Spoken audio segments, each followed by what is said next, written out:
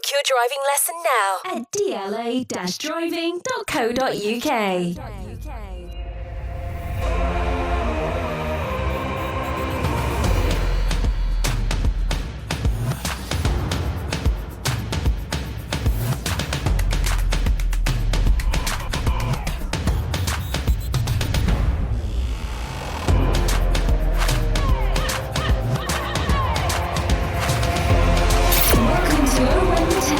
Sponsored by DLA Driving School.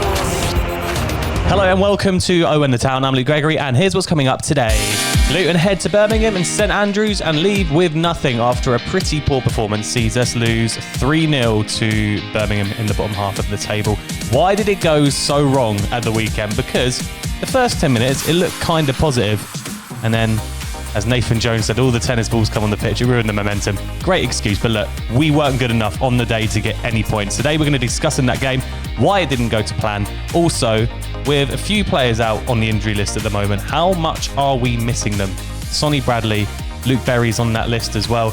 Jordan Clark, I think, has been missing. And are we missing these guys? That's what we're going to be discussing today. And as always, I'm with Dave and Bataro after a lovely, weird little week last Monday, weren't it? Because you two both had COVID. I was in Portugal, so it was just a bit of a pass last week, wasn't it? Realistically, what do you mean pass? I didn't listen to last week, so it was bloody. Sorry. It was so good. I had so many great comments. Thanks very much. Yeah, it's just good to be back in the same room again, and we're all COVID free, which is lovely. Yeah. Dave, you went to the game. You watched it on iFollow. Initial thoughts? Poor loss.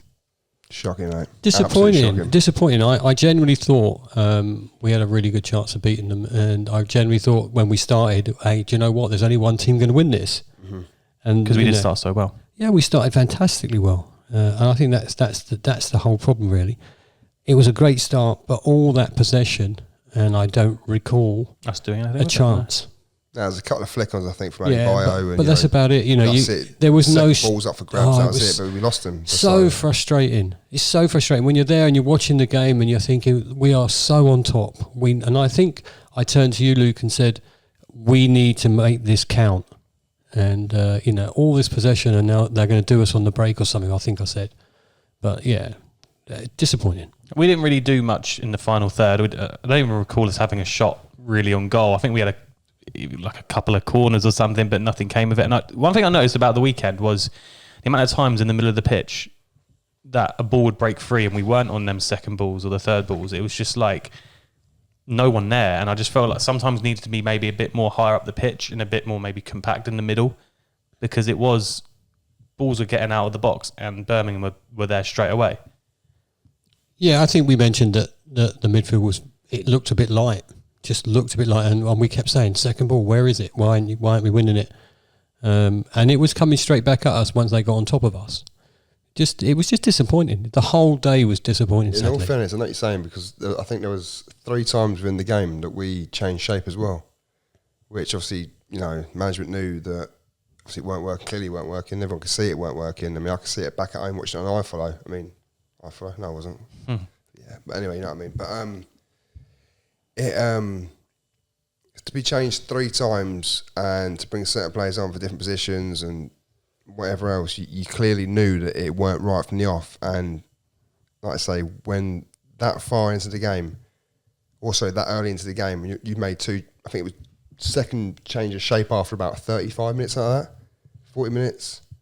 You knew it was bad news, but look, taking nothing away from Birmingham, they did their job. It wasn't a pretty game. It was terrible. But look, like Dara said, let's not overreact. And we won't. Onwards and upwards, and we're still going it. Well, let's get some 3-word reviews then. Dara says, let's not overreact, like we just said, Batari. Louise says, one to forget. Ad says, it's been coming. Jane says, Birmingham's favourite opponents. Rich, long ball merchants. Lloyd says, we missed Osho. Heather, must try harder. Dan, we look tired. And John says, new bogey team. Look, Jane did say Birmingham's favourite opponents. We've conceded 8 goals to Birmingham this season. I think producer Jacob put in the chat the other day, that's 20% of our goals conceded this season come from Birmingham. Right. Why have they destroyed us twice? How have they done that? Well, we've let them do it this time.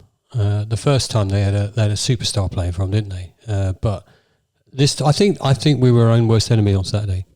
generally think that. So I generally wasn't impressed with their performance, although I've read on social media, a lot of their fans said it was a brilliant performance by them. But for me, no, I wasn't impressed with them at all. So that makes it even worse, doesn't it?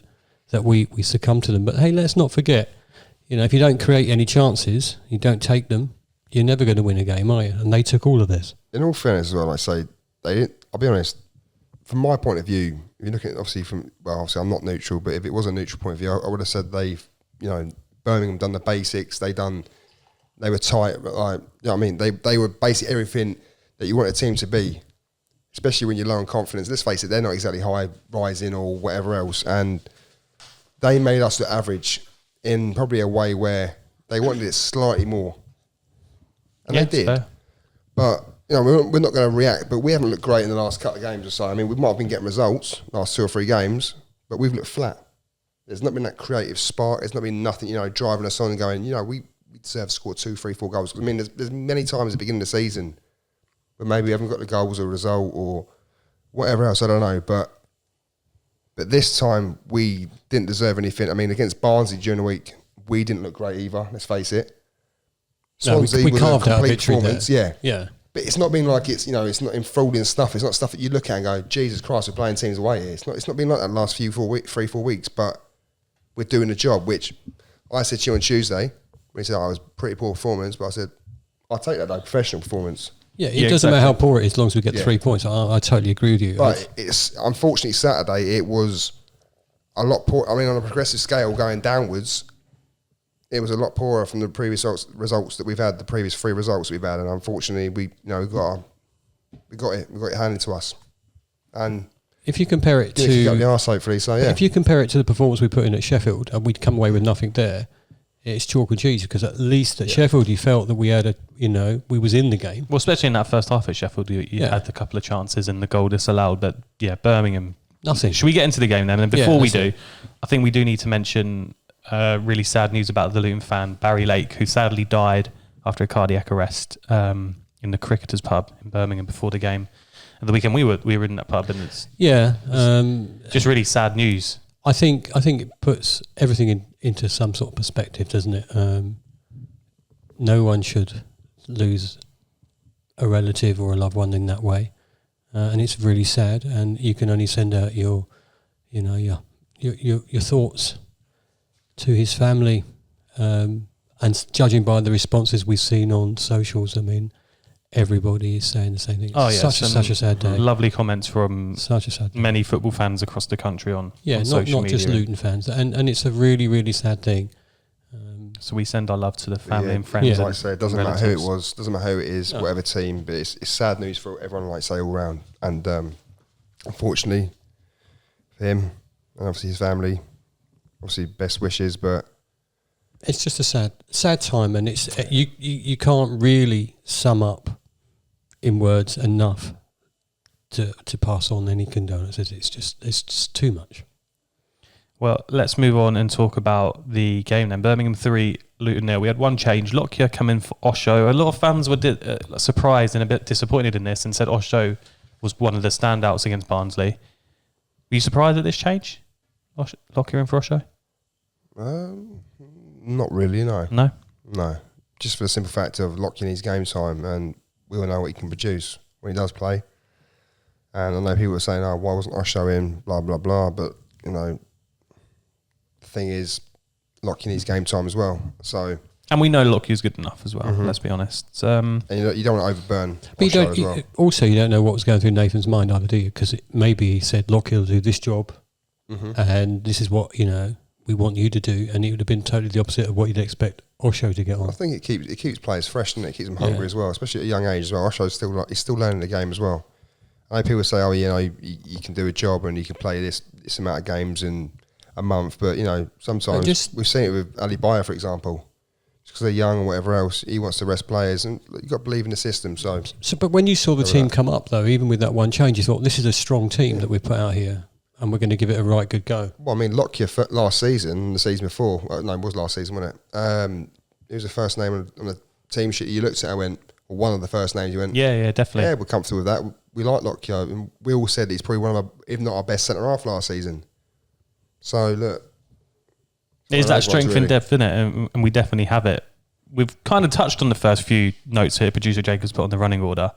So I guess we got to talk about the comments Nathan Jones made, because I saw Birmingham fans on social media like ripping him for his comments and saying how the tennis balls kind of like disrupted the flow of the game. But let's be honest, like we had a bit of possession, but I think we had almost 100% possession in that first 15, 20 minutes. I did look on Sky, I was like 66% at one stage. Okay, so nearly 100 then. It's not far off, is it, Dave? I mean, But let's be honest, it's not like we were on them and having multiple shots at goal. And like, yeah, but we were zipping the ball around, we were passing it around, and we weren't creating that space. So I suppose you couldn't say, well, Birmingham defended well. However, they weren't getting a touch of that ball. They weren't getting anywhere near our half. And at that point, you're on top of the game, and you should make a chance and convert it. I think we go 1-0 up, that game is done. I reckon it's done. I think 1-0 up, we can get more. But we didn't create from that possession. It didn't create. it was funny though seeing the steward walk on the pitch to pick up that ball as Adebayo was attacking. I did see a comment from a Birmingham fan saying, why was Adebayo moaning? It's not like he was going anywhere, but he did his little signature step over and a cutback. Who's to say what? Who was it? But the tennis ball thing? First off, if they've got a valid protest to make against their owners, that's fine. And I don't, we know what it's like to have crap owners, so I don't blame them for the tennis ball thing. But if you're going to do it, Birmingham, throw lots more on. What was it, 30, if that? If you're going to do it, everybody has one, But it did. It stopped the game. It stopped the flow of our game for a bit because they had to clear the balls out. You can't blame that though. No, I can't blame that. But I'm saying Nathan Jones. If the steward wasn't on the pitch, who knows what Adebayo might have done with that ball? You just don't know. Rabana, is that Rabana into top bins? Rabana, whatever it's called. Mate, to be honest, Rabana de Giza and just knocked him out probably. But look, if you're going to protest though, protest properly. Either way, I think it's completely irrelevant to how the game went, because at the end of the day, we didn't do the basics right. You said Birmingham did the basics right. We didn't when it came to defending. And I'm sure you can't blame the first goal on a few tennis balls on the pitch, because I haven't looked at this back. So this is just pure from memory of them getting down the right-hand side, pulling the ball back. Shea's in no man's land, or what's Shea doing for a start? And then I think it took like a bit of a nick and it like a deflection, and it came off the defender. The defenders sort of like looked around like, where the fuck's the ball? Oh wait, the ball's there. It's got knocked past. It's gone back. Got smashed in the roof of the net, I think. And it was roof net. There's like 2 or 3 players on the line. You just thought, how the fuck's he done that? But look, fair play. It was shit defending, but they did their job. Like I said, do your basics, win the ball, get your second ball in. We weren't doing that. We looked like we were fucking, I don't know, looking for their cousin they hadn't seen for 20 years. It was just like, well, where's the ball? And it was their first shot on goal as well. And it's like you said, for all that possession, if Birmingham are probably going to sit there and go, you have 70% possession in the first 10, we'll take our first chance. It's like we didn't. And that's what they did, because it was their first chance. And it was, Lyle Taylor was involved, wasn't he? Did he cross it in? Yeah. Yeah, and there's a guy we couldn't handle yet again. There's one that professionally knows. We just hate playing against Lyle Taylor, don't we? It's always him that. But he knows how to manage his game there, doesn't he? He's throwing himself on the floor a lot. He's a clever player. Yeah, he's a clever player. Yeah. Do you know what? Don't like him. I can't remember who he said it right. Obviously, on the commentary team, obviously, Andy Burgess was doing it. Obviously, you're right, Andy. No, not digging or anything, but I think I don't know at what point you boys said it. It was like I was saying about Lyle Taylor about getting his move to Forest, and then obviously not quite making it at Forest, and then going out to Birmingham, bang. I think he went and scored a goal against us as well, didn't he, or whatever? But yeah, bastard. He's one of them players. I think when he's on your team, you love him, but when he's not on your team, you don't. And he's very good at winding up fans. He's a bit like Danny Hilton. He scored the second goal then, and let's not even think about that one. Do you know what? How many times I've said it on the podcast? Right, if you're going to lose a game of football, lose it to 2 goals or a few goals that you look at and go, fair play. They are brilliant goals. We've done all we can, and we've just been unlucky there, or we've just lost because they've got better quality. But at the end of the day, it's another very poor goal to concede. 13 seconds after half time, you should not be conceding. Oh, no. How they kicked off and in 13 seconds doubled their lead? Because that's just everything Nathan Jones at half time gone out the window, and you need a new plan instantly. Hey, I'll be honest, I literally came downstairs and changed in the little man. I thought, I'll sit down, grab another beer or whatever, and get back into this. I've literally not even sat down. Put my glass on the side, I've turned around and I've heard, it's gone in, and less than 20 seconds. I was just like, hey? The fuck? Well, I mean, even when we were there, I still don't quite know how it ended up where it ended up. But if it's a deflection to their player... Producer Jacobs put here, Lansbury's interception played Taylor clean on goal. Well, then Lansbury didn't intercept it, did I he? did hear it, but I did hear something about a nick coming off Lansbury or whatever. I think I didn't watch the replay, so I won't know. You're right. The disappointing thing is that you're gearing yourself up 1-0. If we start strong second half, we've got a real good chance of getting back in the game, and within 13 seconds the game is over. Because at 2-0 down, we were never going to get back into it. Never. I agree and it's with that, yeah. it's such a shocking time to score, isn't it? Immediately on the restart. Just kills the whole momentum of what the half-time team talk, everything, setup, all the kills- plans, everything, and then you have just to kills your mentality, really, doesn't it? And it was disappointing. It was disappointing. I suppose there would be some people that were still in the bar, so they wouldn't have known. But other than that, horrendous goal to concede. Horrendous. And Probably the worst one we've conceded for a while, to be fair. And then from them, obviously, we need to try and kick on, and we made a couple of subs. Mendes, Gomez and Mustwee coming on. Really didn't create much. I think Naismith had a shot wide. Did Musway come on? Yeah. I think he did, Oh yeah. dear. Well, I missed that one. Yeah, we had a shot from Naismith. It went just wide of the right post, and We just didn't look. It didn't look like. we didn't scoring look like we that. were going to get close. Yeah, I think. But I was a bit annoyed on Saturday. Yeah. I sat down for a good 10 minutes and just stared into nothing because I was just annoyed. But well, he didn't cry. it was my first game in like a month. I was so excited to be there because obviously I've had COVID. I've been in Portugal, and it was just disappointing. Oh, so disappointing, maybe. Having COVID, didn't go to Portugal for nearly 2 weeks. Disappointing now. I mean, look at your tan, it's shocking.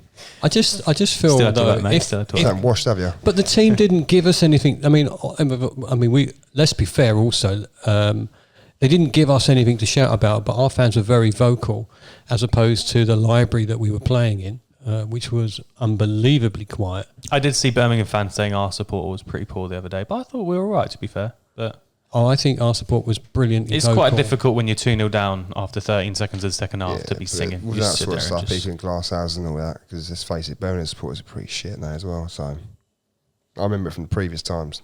Not great. Anyway, 3-0 came on 70 minutes. Cross from Graham was flicked on by Burke. Found Hernandez at the far post and just put it into the bottom corner. Yeah. And at that stage, it was like, all right, I'm done here. I'm done. Yeah, but I wouldn't let you leave because we had to get a train. But We did leave early. but not that early. Not 20 minutes. Yeah, early. I heard about what you two leaving like the 80th minute or whatever. Shocking. But look, whatever. It wasn't the 80th minute. It was later than that. But Was it? All right, Yeah. 81st. The point is that we had nothing to cheer about. Nothing.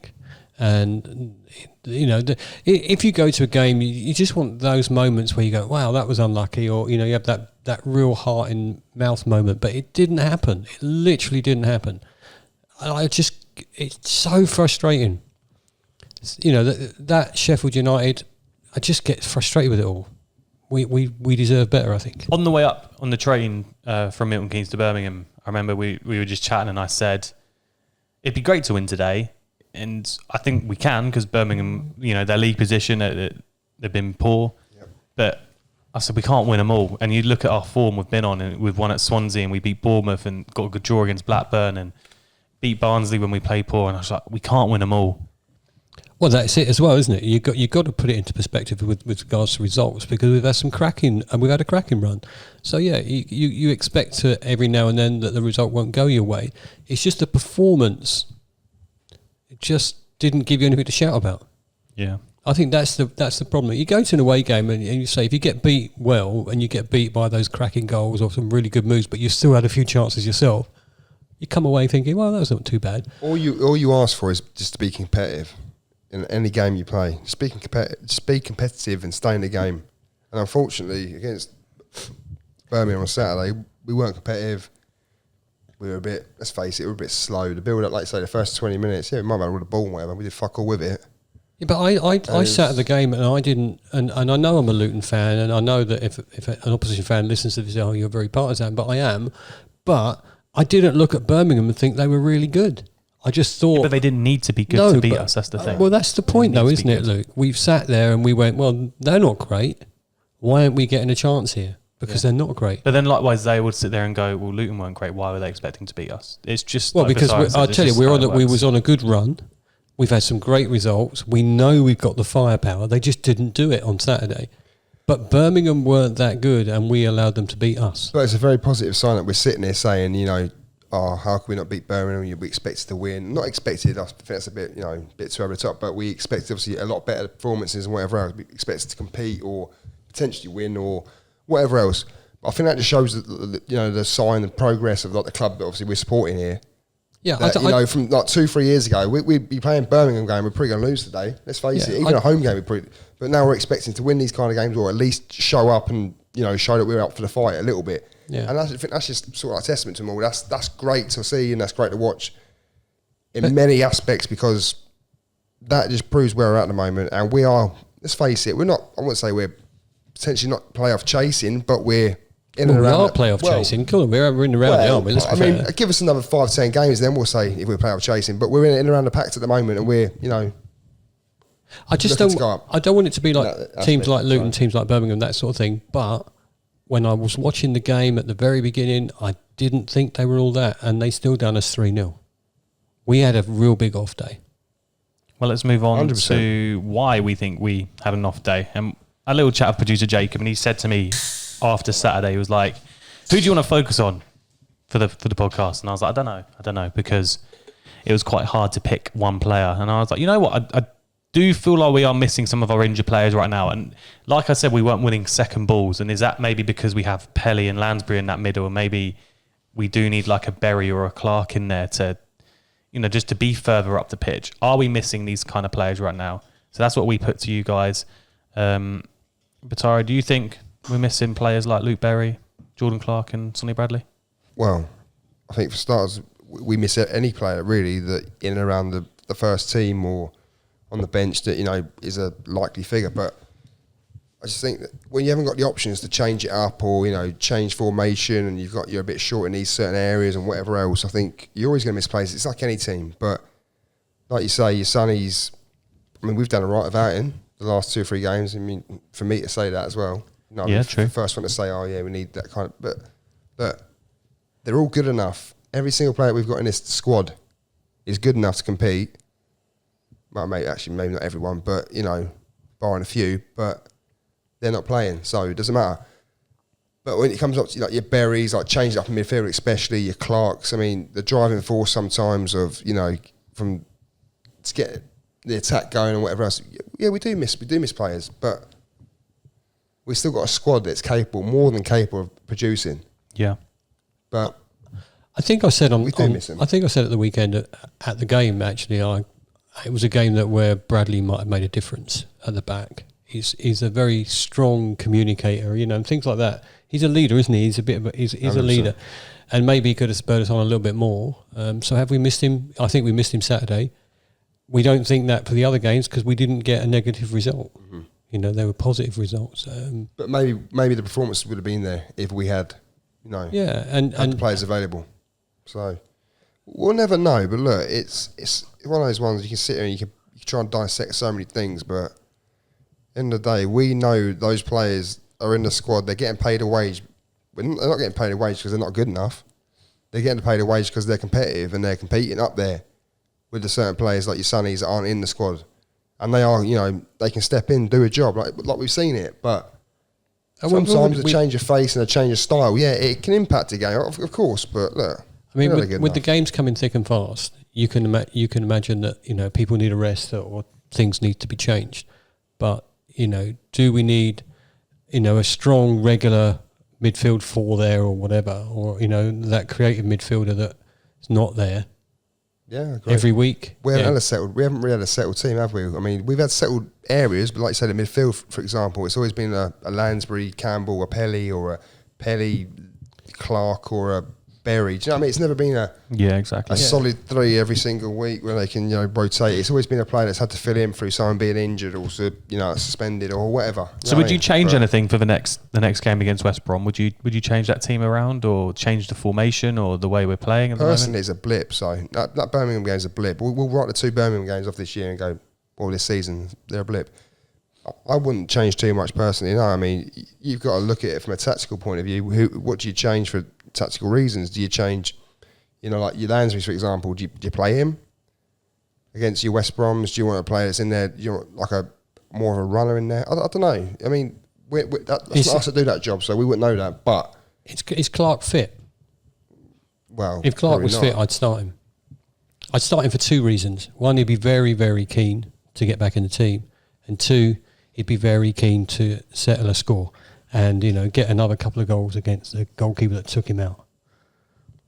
Oh, yeah. So that's what I'd be saying. No, So I mean, I think he'd be keen. I think Campbell's on form, that's decent. But, I'd like to see either Clark or maybe someone like Berry come back. Well, this is what you guys said when we asked you on social media. Have we missed certain players like Sonny Bradley and Clark and Berry? And does anything need to change? I want to start at the bottom here with James, who says, shoot me down if you want. I believe that we play worse with both Cornick and Adebayo starting. The game plan seems to be switch to the long diagonal punts over the top, which we aren't good enough to complete.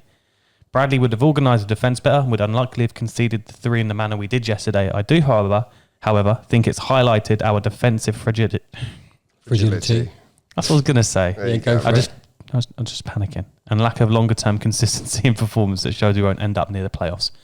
With the long diagonals, I'm not too sure about that because we see it when Jerome is playing up top with whoever, but I think that's just the style of play that you play. I mean, as long as you've got a big man up top, we always play on long diagonals, I think. It is a question for you then, and this is just completely, this is not based on my opinion or anything, it's just a question. Does Adebayo and Cornick up front look better on paper than it actually is? Well, that's a question, isn't it? Given their record, the goals. Given their record, no. I think they can perform together. But from my memory, this season they haven't played up top that much since Cornick's been injured. We have gone with Cornick's been out for what, 2.5, 3 months. He's only played the last 3 or 4 games, really. Realistically, coming back. Before that, didn't Cornick have 7 goals and Adebayo had like 8 or something like that? True. That's not all bad. I mean, 16 or 17 contributions or whatever. I think also you've got whatever it was. Yeah, but you've also got to remember, because that last comment, we won't end up near the playoffs. You've got to remember where, and I hate keep saying this, you've got to remember where we expected to be this season, and to go anywhere near the playoffs is a bonus, an absolute bonus. We're clear of relegation, let's be fair. So anywhere we end up is a bonus from here on in. And anybody realistically thinks we're going to get to the Premier League, good on yous. It'd be great to flirt with it though, wouldn't it? You're trying to say, Dave, I'm genuinely believing we get Premier League. Yeah, well, good on us. If we get there, we've got an amazing season ahead of us. And by the way, that's not me or my opinion saying as Cornick and Adebayo on paper, not as good as it looks. It was just a genuine question that I'd be interested to know. What would you say? The best two that we've got up top. That's I was about to ask, what are the best 2 up top we got? Yeah, probably Cornick and Adebayo. Because are we a little bit short up there now? If you know what I mean. Well, we're not. You've got Jerome, a bit old. But to be fair, Jerome, he's played really well against Swansea. Brilliant. Jerome played very well and led the line very well. So maybe we'll put that question to you: is Adebayo and Cornick up front? Does it look better on paper than it actually is? Would we be better having maybe Cornick out wide and starting Jerome and Adebayo, or having Cornick and another winger and Adebayo? Well, exactly. That's the thing. Let us know. When the town on social, be interested to hear your opinions on that. Let's not piss about. We've got 45 points so far, and if you start, doing one with the formation right now and start, tinkering about of it, what's the point? Hey, people's opinions go from, we're going to get promoted, we're going to get playoffs, we're going to finish bottom half. Do you know what? We're going to finish in the division at the very least. Enjoy it. It's a ride watching Luton Town. Well, you know that. Everyone knows that. Steve says, personally, without meaning to state the obvious, I feel we missed a player like Kiernan Dewsbury Hall or even Berry on Saturday, as we lacked anyone to get on the ball in midfield as well as create something. And that's true. And that's what we've said already today. We say it every time about Dewsbury. We look at the quality he's got, mate. He's playing in the Premier League now, week in, week out. And we know this. I said that to my girlfriend Amber when we were watching the Leicester game yesterday. When he took a corner, I was like, can you believe that Luton had Kiernan Dewsbury Hall playing for us last season? I'll tell you what, mate, he's rocking up to the show a little bit, isn't he? Let's face it, for Leicester, he's putting a shift in. He looks more looks just as comfortable as he was for us last season. Let's face it, unreal player, quality player, and you need that sort of quality player in the midfield. Yeah, you just do. But they're the kind of quality player, those kind of quality players there, as in like Dewsbury Hall. Yeah, but that you get when you pay like £30 million for. Yeah, well, we can't afford that. But to be fair, when our midfielders on their game, they play real well, and so you're playing within your budget, aren't you? Adam says he agrees in the fact that we haven't got anyone in the creative midfielder role and between the strikers, which we would get in Clark and Berry. And he also says at the weekend we're missing someone like Bradley at the back, and not just defensively, but when we're having a corner or a set piece. Because obviously Sonny does pop up with a couple of goals, and he has done quite well this season. He said we had 7 corners, all delivered, with no one on the end. Yeah. And it is that a bit height you miss out, especially when you've got Lockyer coming in for him, who's not the tallest. It is that height you miss out on Sonny as well. You've got to look at the amount of times that we've gone. Don't get me wrong, Reece Burke, he's a very big boy as well, but I think it's not the same. I mean, Sonny knows where he's at. I mean, you get the ball sometimes, the ball goes, it gets switched, it gets, instead of the curl in or the whip ball in from Bree or whatever, you sometimes get the lofted, drifted ball to the back post. Yeah, the back post and then Bradley's back across. always there, back across. Yeah, back across. And we haven't really got anyone that can do that at the moment. Yeah, It's, definitely miss that, Patara. You're totally right. But we Definitely can't miss rely on that though. We have to come up with new ways to score goals and make the most set pieces. So, but yeah, it is true though.